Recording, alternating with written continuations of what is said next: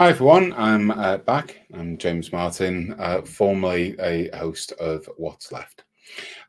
We did have a show planned discussing AI. We're going to do that show at another time because matters more pressing have occurred. And so, what I would like to just invite everyone to do, just so I can put my cards on the table. My brother is a musician and an artist, and if you've enjoyed the opening sequence to the show, then perhaps listen to some other songs of his. However, what I would like you to do is just listen to the lyrics just now to our opening. Welcome to What's Left. When I say, hey, hey, what's wrong with you? I want to turn you round tonight just to see you smile. You don't gotta be there all to live for.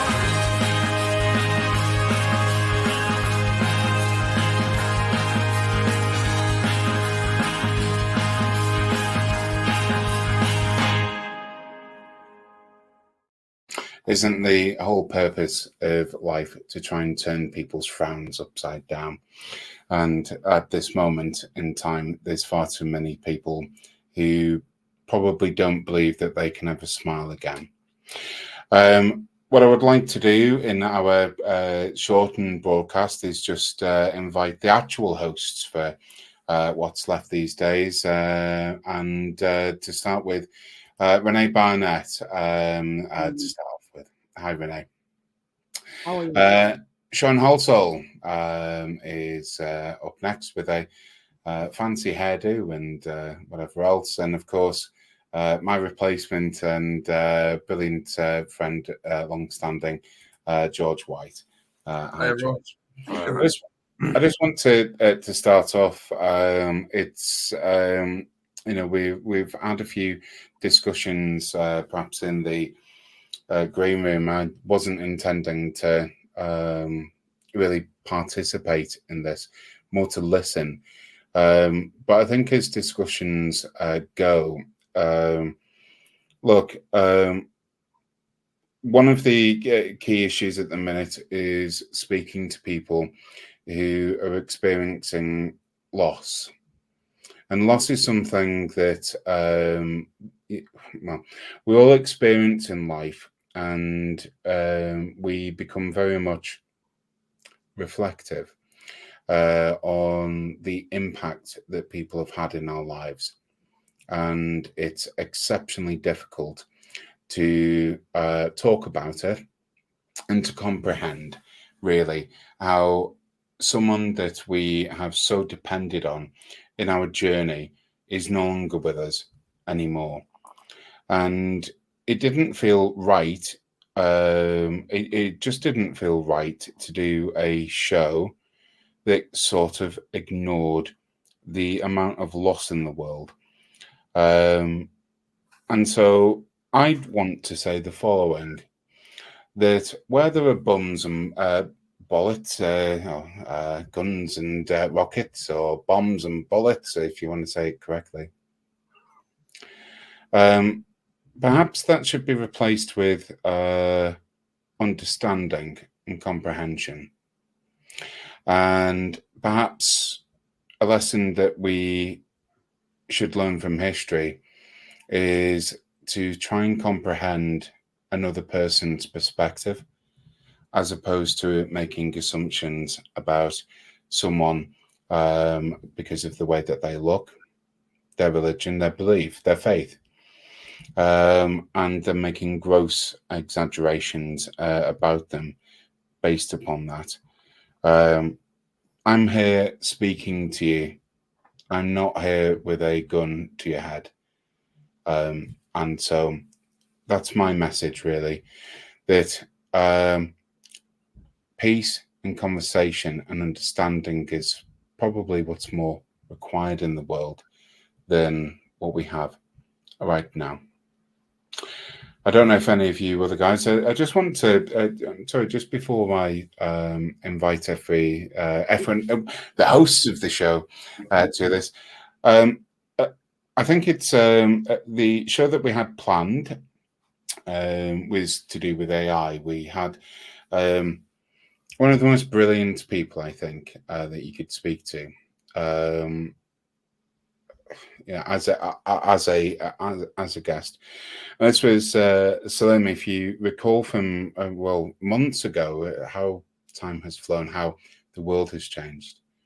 Salim Sheikh, who was talking to us those months ago about AI and all of this. I just want to bring back Salim for now to invite him for any comments he might have about what I've just said.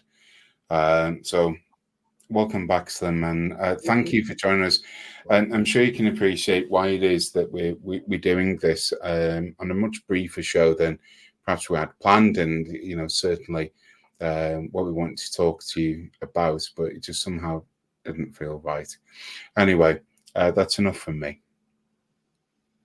Renee, Well, I'll just kick it off with something that that we were talking about off the air, and in what James just said about dealing with things with kindness and empathy, basically, and that took me back to that saying by Rumi: always be kind. Everyone is fighting a battle." And I think if we could just do that one thing and try to understand that everyone you meet has their own issues, their own problems, their own programming that they bring to the table.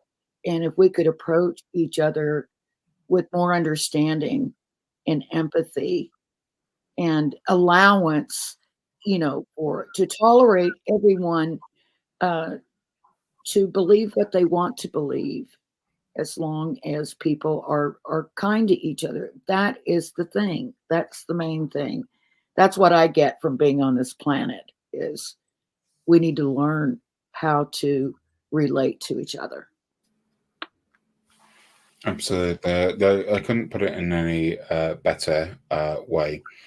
Again, we've all lost people, and it's not that they'll turn up again. We're not talking about we've lost someone in an aisle at the supermarket. What I'm actually referring to, being plain, is that people who have been close to us have passed away. Generally, in and I hate the term Western world, it's due to a medical issue. It's simply due to aging. And so for us, our relationship, I suppose, with death is a little bit more akin to, when people are at a certain age, then we sort of brace ourselves. But when people very suddenly lose someone for a reason not understandable, and having nothing to do with them, and there's no mistaking conflicts in the Middle East is what we're talking about. But equally, I would just like to, I think it's important also, because I know that, we will have our own views, but just to say that in the United States, where the act of going to school is quite often a troubling thing for many students, let alone teachers, just for the worry that, I suppose as a parent, will your child be coming back from school today? So I'm not just referring to a conflict, I'm also referring to many other things. Sean? Yeah, I think it'd be remiss of me to not express my solidarity with the people of Palestine at the moment, going through absolute hell for no other reason than being born on the patch of lands they were born on. So yeah, it's full solidarity to the people over in Palestine. It's heartbreaking. And I just want to echo the quickly following. yeah, Yeah. Absolutely. And likewise, Sean and James, I echo the same thing. I was just gonna say, I was reflecting on that term solidarity, and I think what we tend to forget nowadays is solidarity actually takes commitment. It requires work.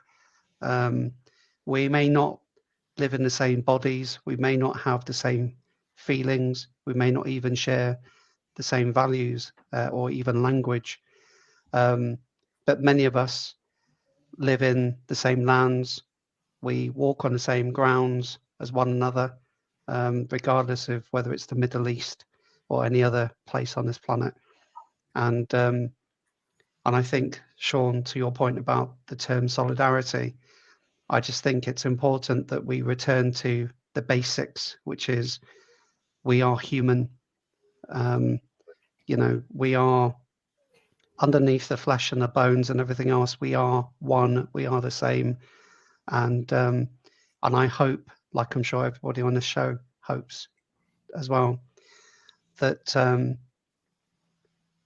that we can be mindful of the bodies that we interact with, that we engage with, and sometimes, sadly, ignore, or unfortunately, in some cases,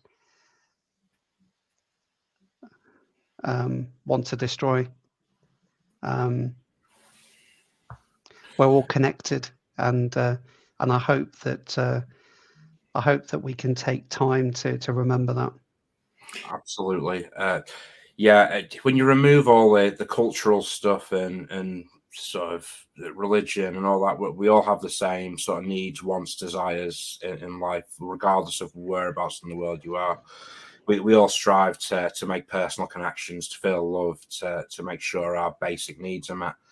It's the rest of the stuff is just window dressing as far as I'm concerned. We are all one. It's absolutely, the rest is just social constructs. I think as well. I think to Salim's point about sort of basic human empathy. I think if that empathy cuts through and cuts past the sort of othering, the dehumanizing sort of things. If people see each other as human beings and empathize with other human beings, it must be it must be harder to do those kinds of things than if this othering is allowed to happen. Right. Not. It isn't. It's no longer human beings. It's the other. It's changing it into the other, isn't it? Yeah. George, you just remind me. We were talking about loss at the beginning. I've sadly, like many people, I've lost some very close people to me, and at that time, I was trying to think about the kind of messages that I could share, both to myself as well as some of the immediate people around me, especially the younger people who don't always appreciate how to sometimes handle death, because most of us don't know how to, as James already touched on. But I just want to come back to what you just said. When I was looking for quotes and anecdotes and stuff that I could potentially share, I started looking at the term empathy and sympathy, and I was trying to find something that kind of demonstrated what these terms actually mean. And the word that I then ended up going back to was compassion. And I think that there's all these doodles and cartoons and infographics that try to summarize things nowadays, just like words like equity.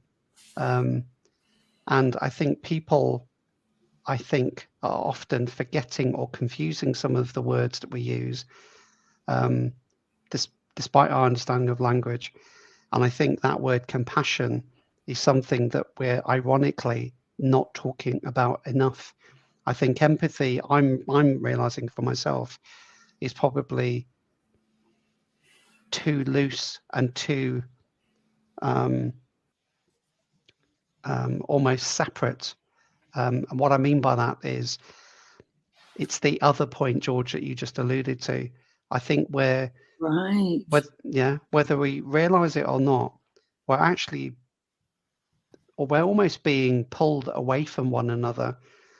And expressions like sympathy and empathy, I think, and I'm only reflecting on some of the things that I'm going through at the moment, I'm beginning to realize that these terms, while they're really powerful, by the way, absolutely believe in them, they're actually othering us even more, because we're not coming back to the center of human spirit, human love, human kindness, which I think the word compassion summarizes better, I think. And I think that that's something that perhaps we should start to hold up and kind of amplify and share with one another more. You know, there's, Sean, you talked about culture and being human regardless of culture or religion, etc., etc. But I think that if we agree that we can park those things perhaps and come back to basics, I think the term compassion, for me, sums that up really, really well. And it doesn't matter whether you're a Palestinian or an Israeli or whoever and wherever you might be around this world. Sadly, we're beginning to other each other, and we're beginning to be forced to binary choices of you've got to pick a side. And I hope that we can overcome, and the people who are involved most importantly, are allowed to overcome the current situation and actually respect one another and not be forced to be binary. Well, Simon, that's absolutely, the term solidarity isn't littered with zeros and ones, but all of the other numbers that we understand. And that is the key. Solidarity isn't a phrase, it's an action. The way of life, really, that we understand things. So, look, this wasn't meant. Well, this was meant to be a full show, everyone. But it's perhaps not the best podcast that you've listened to. It's not Laugh a Minute, but then again, sometimes we do need to pause and reflect. So, for me, the show is dedicated to those who've had their lives stolen from them. Be this in the Middle East, be this in the United States, be this wherever it is that you're listening to this and however you're listening to it. On a personal level, I would say that for Tim, for Sheila,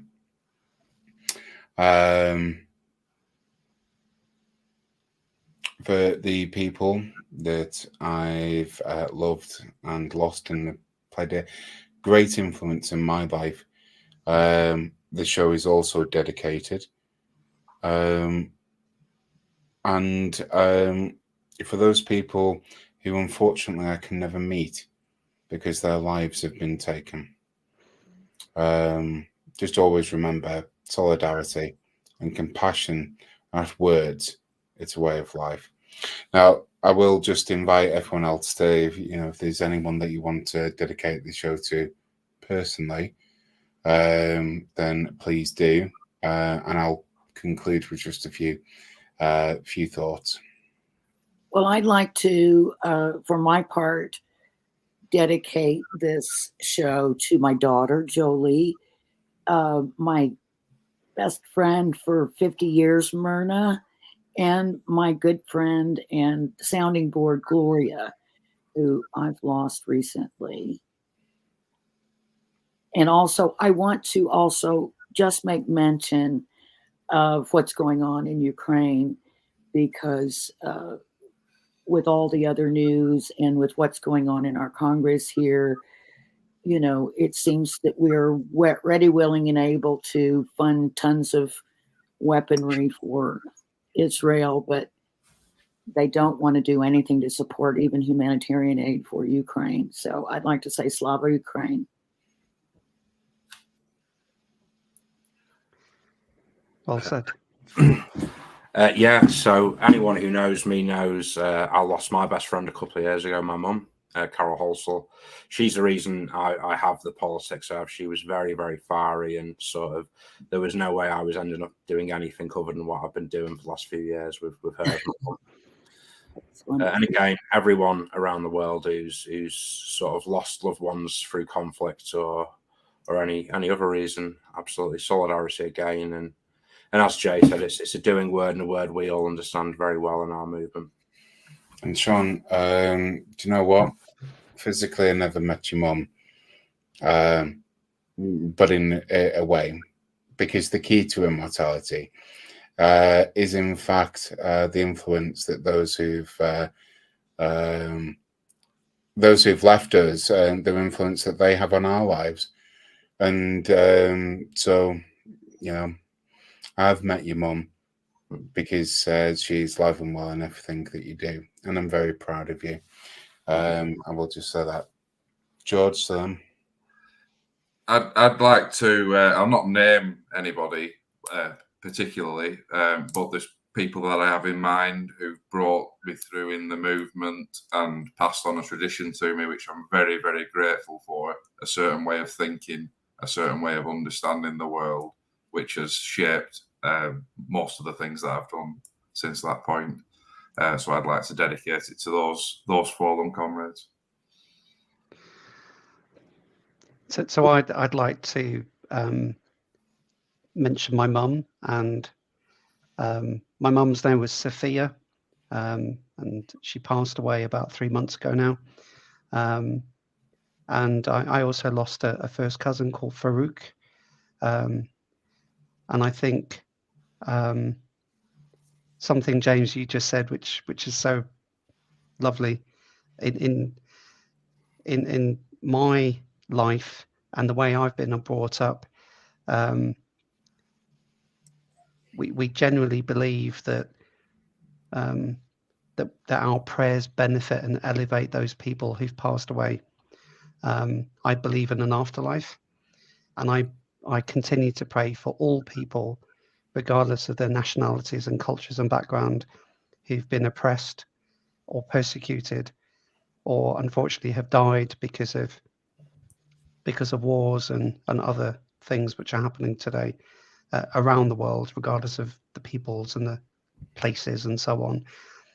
But one thing I'd say also at the end of what I've just said is I'd also like to celebrate my wife and my children, because they are who I live for, and people like my mum and my cousin who passed away, we would want to continue to make sure that our children and all of our children are able to live in a world that has compassion and solidarity, James, to the points you've raised. So thank you. No, and absolutely, thank you for saying that. If you're listening to this and think we're somehow being somewhat selfish or something like this, then that's also part of an issue, because there are many people around the world right now, many people who are very much reflective on people that they've lost. A gunshot, an explosion, something like this is not the way that people should have their lives terminated. They did not have the joy, the problems, the anxiety of life and living, nor the benefit necessarily of enriching the rest of our society. There isn't a binary choice. It's not ones and zeros. Life is meant for living, and all of this. And so I just want to really end. There was a really good sort of paraphrase from the Bhagavad Gita, and it really is a paraphrase, but I think it is appropriate. Is it our friend we're grieving for, whose life we know so little, or is it our own loss that we are mourning? have we really travelled far enough that we can allow our tears to fall? If someone dies, why is it we always think about our own lives? Mm. And that is where I would like to end the show. Thank you for listening.